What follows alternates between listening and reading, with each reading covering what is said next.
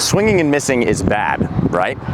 I'm gonna walk you through 3 things that I used to think were true, but I have since changed my mind on. Now, these might take you by surprise, so listen up. Okay, first of all, is it bad to swing and miss? Obviously, we don't want to swing and miss. That brings us down in the count. If we got 2 strikes, that means that we strike out. However, I've now learned that early in the count, it can actually be beneficial to swing and miss. And as you get to the higher levels, there are some hitters that will, on occasion, intentionally swing and miss, and let me explain why.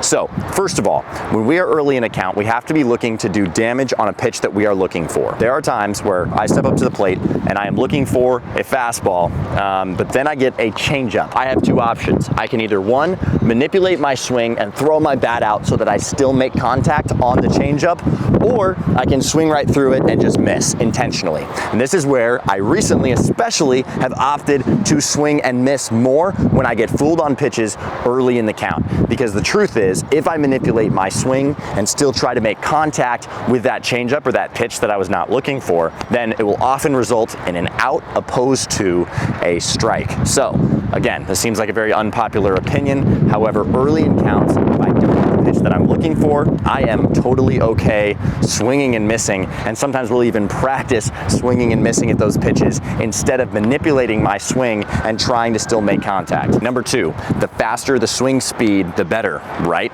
Well, surprisingly enough, this isn't necessarily the case. Now, obviously, when we're growing, we want to train our swing speed. We want to get bigger, faster, stronger. That's going to help us at the higher levels. That being said, faster swing speed is not always equal good results, and here's why. When you get up to the higher levels, you got guys like Arias, right, who does not have that much swing speed, and yet he very rarely strikes out the least out of anyone in the major leagues. Why is that? Because his bat's traveling slower, and so it stays through the zone for a longer period of time. And so it's just constant balance. Obviously, we want to swing hard and make hard contact. That hard contact, higher exit velocities, result in more hits.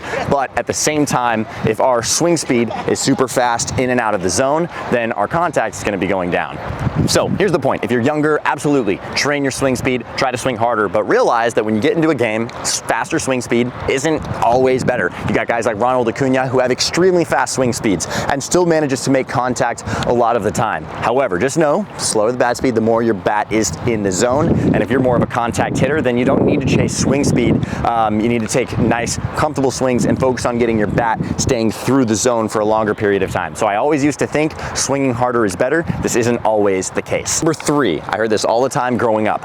Never strike out looking. I don't agree with this anymore. If you look at some of the best hitters in all of baseball, Mike Trout, these guys are striking out looking a great deal of the time. And here's why. They are so intentional at getting their pitch and hunting the pitch that they are looking for that there are times with 2 strikes that they will let a tough pitcher's pitch go by and strike out looking opposed to manipulating their approach. Now, that being said, obviously, if it's something close, like it makes sense to protect the plate. However, especially early in counts, it's very important that we hunt our pitch rather than hunting the pitcher's pitches. So that being said, when we get to 2 strikes, yeah, have your 2-strike approach. Obviously, we don't want to strike out, but striking out looking is often the sign of a great hitter, especially at the big league levels. Now, I will qualify this. When you are younger, odds are the pitchers are not that good. So you should be able to cover a wider array of pitches, and so that's where with 2 strikes, you should be swinging the bat. However, once you get up to the big leagues, once you get up to the higher levels, even in college baseball, striking out looking isn't as bad as I used to once think it was. We shouldn't avoid striking out looking like the plague,